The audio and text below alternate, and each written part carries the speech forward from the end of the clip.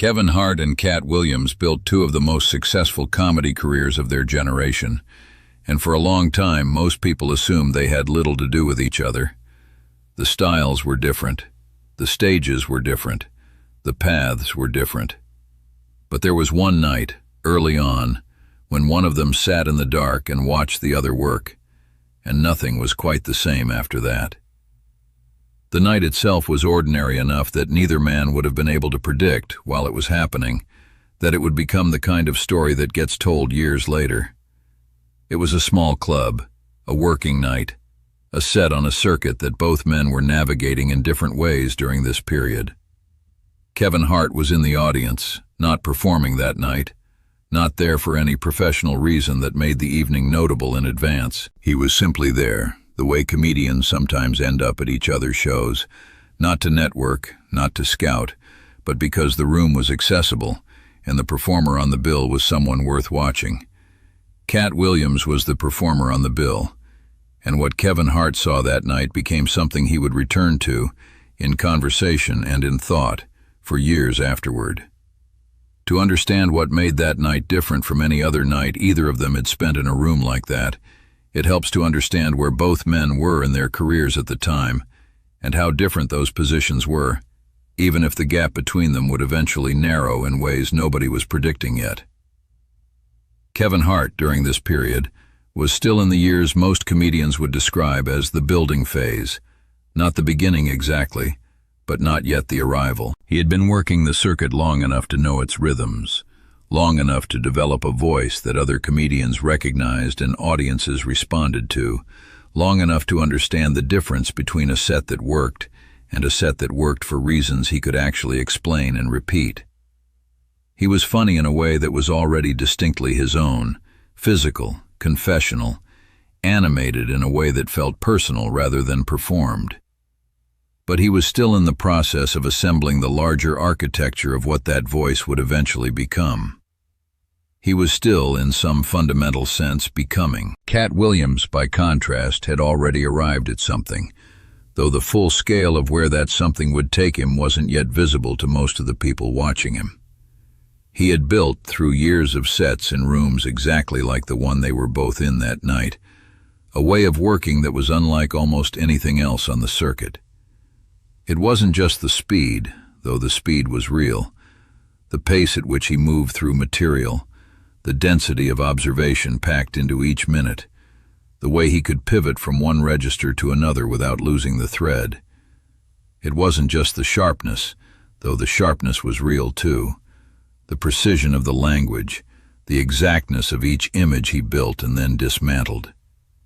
It was something underneath both of those things, a perspective, a specific way of seeing the world that felt, when you listened to him work, not like a point of view assembled for comedic purposes, but like the actual lens through which a particular human being had organized everything he had observed about the country he lived in, the people around him, and himself.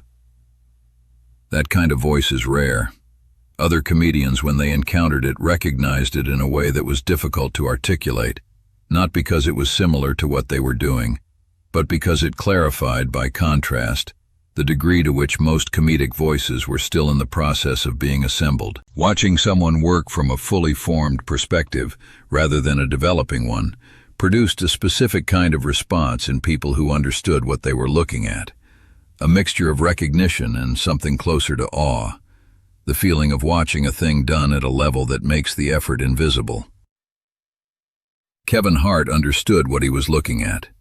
He had been in the audience for other sets, had watched other comedians work in other rooms on other nights, had accumulated, the way any working comedian does, a kind of internal library of performances he had witnessed and evaluated. Some of those sets had been impressive. Some had been instructive in specific technical ways, a bit constructed unusually well, a callback deployed at a moment that reframed everything before it. He had learned, gradually and specifically, from watching other performers work. But the set he watched that night was different in a way that resisted the kind of specific analysis he might normally apply. It wasn't that one bit was constructed unusually well. It was that the entire 40 minutes operated from a place of such complete internal consistency that it felt less like watching a performance than like being admitted into a particular understanding of how things were. Hart, sitting in the dark in that club watching the room respond, found himself doing something he didn't usually do while watching another comedian work. He stopped thinking about technique.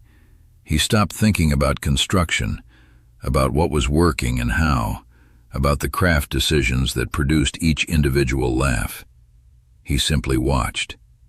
Because the level at which the thing was operating had moved past the level where craft analysis was the appropriate response. You didn't analyze a set like that the way you analyzed a set that was well constructed. You watched it the way you watched something that was already whole. At some point during the set, someone sitting near Hart leaned over and said something. The specifics vary depending on who tells the story, but the substance was the same.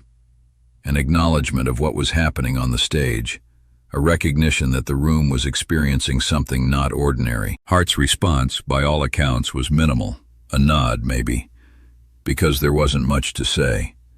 The set was still happening, and the set was the thing, and anything said about it during would have been a distraction from it.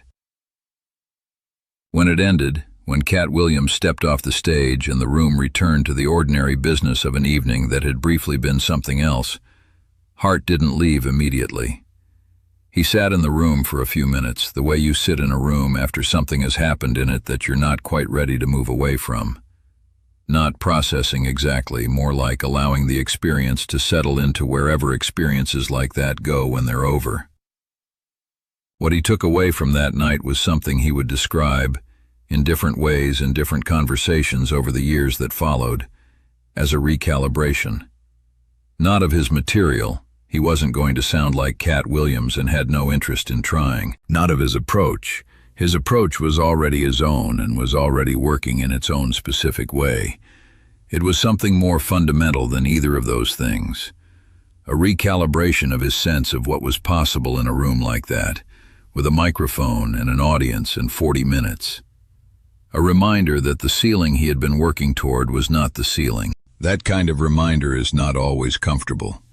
It can produce discouragement, the sense that the gap between where you are and where someone else is operating makes the effort feel futile. But for a comedian who is genuinely committed to the work rather than simply to its rewards, it tends to produce something else, a sharpened sense of direction. The gap doesn't become a reason to stop. It becomes a map.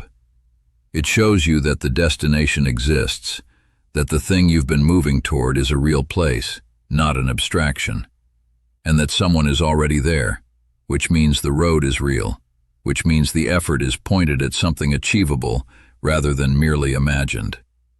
Kevin Hart, by almost any measure, was already a talented comedian on the night he watched Katt Williams perform.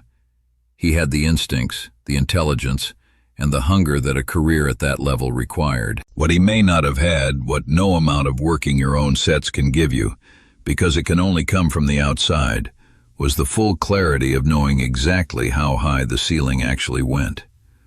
Watching that set gave him that, not as an inspiration in any general sense, but as a specific, precise demonstration of what complete comic authority looked and felt like from the audience's side of the room. In the years that followed, as Kevin Hart's career grew into one of the most commercially successful in the history of stand-up comedy, he occasionally referenced the comedians who had shaped how he thought about the work. The references were sometimes specific, sometimes oblique, sometimes more about a period or a style than a single name or a single night.